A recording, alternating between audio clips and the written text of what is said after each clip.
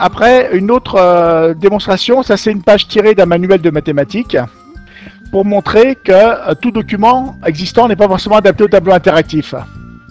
Là, dans le cas présent, imaginons que je veuille réaliser cet exercice au tableau. Donc j'ai sorti une équerre, voilà, et je vais aller mesurer les différents angles. Donc je ne sais pas si vous la voyez bien, l'image, voilà. Donc là on voit bien que l'angle, il est plus petit que l'angle droit. Donc l'angle CAB, il est... Je vous laisse répondre.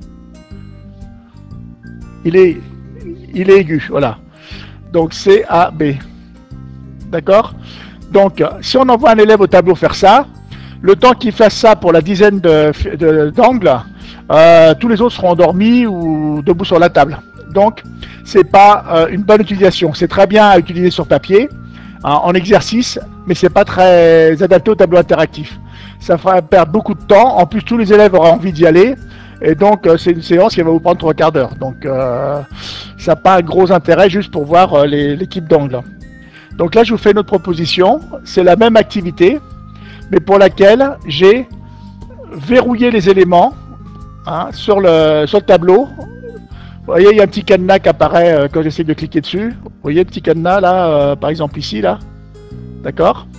Donc ça veut dire que l'élément est verrouillé. Ça veut dire que même si j'essaie de le déplacer, il ne veut pas bouger.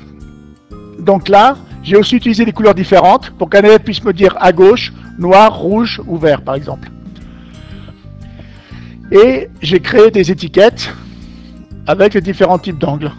Hein? Donc là, si un élève me dit, ça peut être l'élève qui vient au tableau, il va mettre ici l'angle droit, par exemple, il va devoir expliquer pourquoi c'est un angle droit. Ce qui fait qu'il va l'utiliser avec ses mots, et les autres élèves vont pouvoir dire « Ah non, je suis pas d'accord, je suis d'accord, etc. » Donc là encore, on crée de l'interactivité.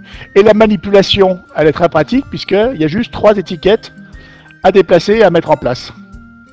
Ça prend beaucoup moins de temps, et ça permet de créer de la discussion avec les enfants.